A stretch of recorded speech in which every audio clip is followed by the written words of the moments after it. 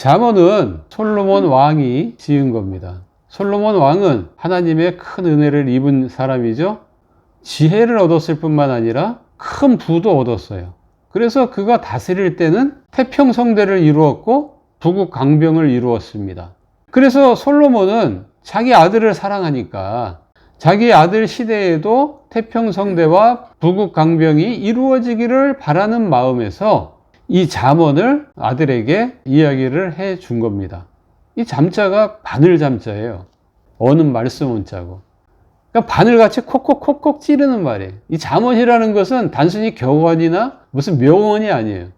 사람을 콕콕콕 찌른다고. 왜 찌르겠어요? 잘못을 지적을 하니까 찌르는 거예요. 귀에 듣기 좋은 말만 해주는 게 아니라 잘못을 지적을 해주고 바르게 살아가라고 얘기해주는 내용이 잠언이에요.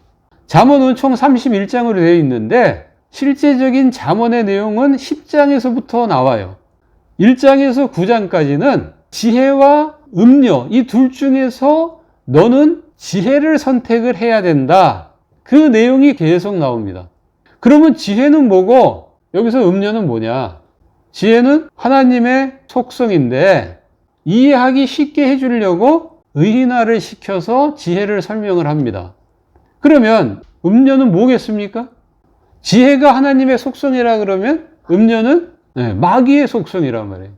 이 마귀는 성경에 보면 거짓말하는 자다. 그리고 살인자다. 이렇게 얘기한단 말이에요. 그래서 16절에 보면 그 음료가 뭘로 흐린다고 돼 있어요? 말로. 무슨 말이겠어요? 이 말이 진리겠어요? 거짓말이죠. 거짓말로 혼을 싹 다 빼놔요. 그래가지고 18절에 보면 결국 사망으로 가게 만들고 스올로 가게 만들고, 스올은 지옥이죠. 그래서 계시록에도 보면 이 음료가 성도들의 피에 취해 있다라는 말을 하고 있는 거예요. 음료는 우리 성도들의 피를 좋아합니다. 이 지혜가 생명체가 아니고 하나님의 속성, 어떻게 보면 영적이고 정신적인 그런 면이잖아요. 그렇기 때문에 음료도 역시 영적이고 정신적인 그런 면을 얘기하는 거죠. 그래서 저는 이거를 여러분들이 알기 쉽게 하기 위해서 지혜는 성경적인 사상이다. 음료는 비성경적인 사상이다. 이렇게 얘기를 하는 겁니다. 이 비성경적인 사상에 물들면 결국 사망에 이르고 지옥에 가게 됩니다. 비성경적인 사상, 이 세상에 차고 넘치죠. 큰 음료도 있고 작은 음료도 있다고 계시록에 얘기했어요. 큰 음료라는 건 뭐겠어요? 이 음료가 많은 물 위에 앉았다고 돼 있잖아요. 그 물은 이 세상을 가리킨다고 해석을 해놨단 말이에요. 결국 이 세상에 앉은 거예요.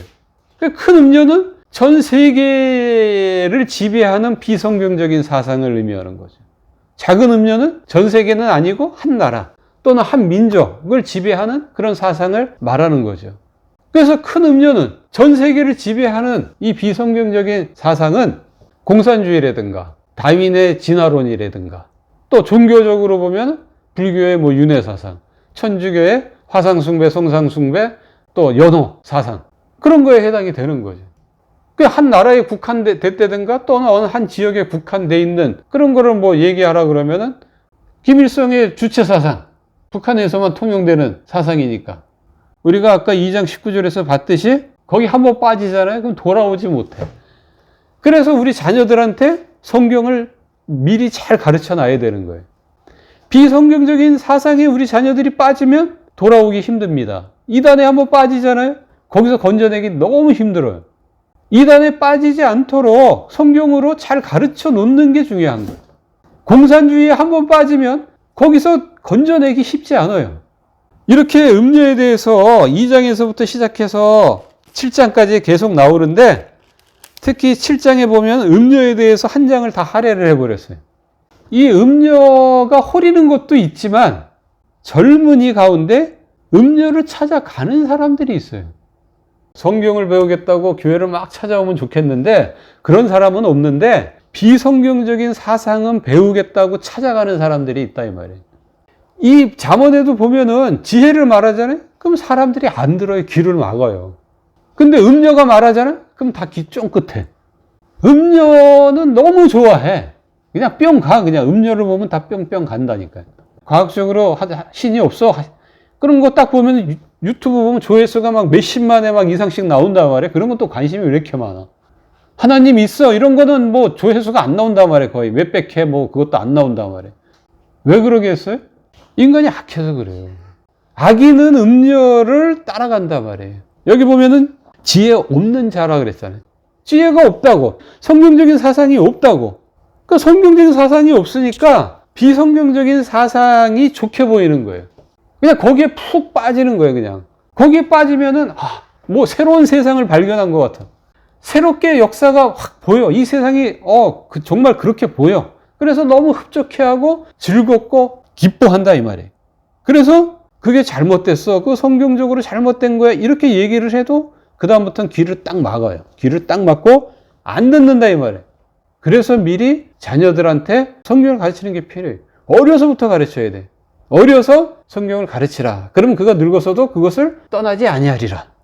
나는 아직도 이 세상에 있기 때문에 죄에 오염될 가능성이 높아요. 그리고 죄에 오염되면 성경적인 사상보다는 비성경적인 사상에 더 반응을 할 가능성이 높아져요. 그래서 우리는 부단하게 성경을 주야로 묵상해야 되는 겁니다. 한시라도 성경을 놓치면 죄로 오염되어 있는 인간은 순식간에 비성경적인 사상을 쫓아갑니다. 그래서 인생을 그르치게 돼요. 7장 26절에 보면 그 음료에게 죽은 자가 허다하다고 돼 있어요. 음료로 인해서 죽은 자가 허다해. 이 세상 지금 멀쩡하게 살아서 걸어 다니는 것 같죠? 죽은 자들입니다. 음료랑 짝해서 죽은 자들이라고. 육신만 살아있지 육신이 죽으면 곧바로 스월, 즉 지옥으로 갈 자들이다 이 말입니다. 너희는 그렇게 해서는 안 된다라고 지금 솔로몬이 자기 아들들한테 권면을 해주고 있는 거예요.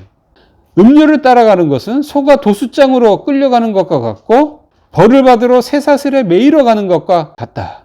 새가 빨리 그물로 들어가는 것과 같다. 이렇게 표현을 하고 있어요. 죽으러 가는 건데 그거를 알지를 못한다. 거기에 빠지면. 얼마나 많이 빠져 있는지 몰라요. 지혜를 쫓아가는 사람들이 손에 꼽힐 정도다 이 말이에요. 내가 지혜를 따라 살아가고 있잖아요. 즉 성경을 따라 살아가고 있잖아요. 진짜 복을 많이 받은 사람, 은혜를 진짜 많이 받은 사람이에요. 그거 자체로도. 잠언에서는 그렇게 얘기합니다. 지혜가 정금보다 귀하다. 지혜를 따라 사는 사람들은 이걸 아는 사람이에요. 솔로몬이 이걸 깨달았다고요. 지혜를 요구하니까 정금을 하나님이 주셨어요. 그러니까 지혜가 더 중요한 거죠. 정금을 구했으면 지혜를 안 줬겠죠, 하나님이. 그리고 그 정금 때문에 망했겠죠. 그 돈 때문에. 지혜를 쫓잖아요. 오른손에 재물이 있고 왼손에 장수가 있어요. 오래 산단 말이에요. 그래서 지혜가 최고라고 얘기하는 거예요. 잠언에서.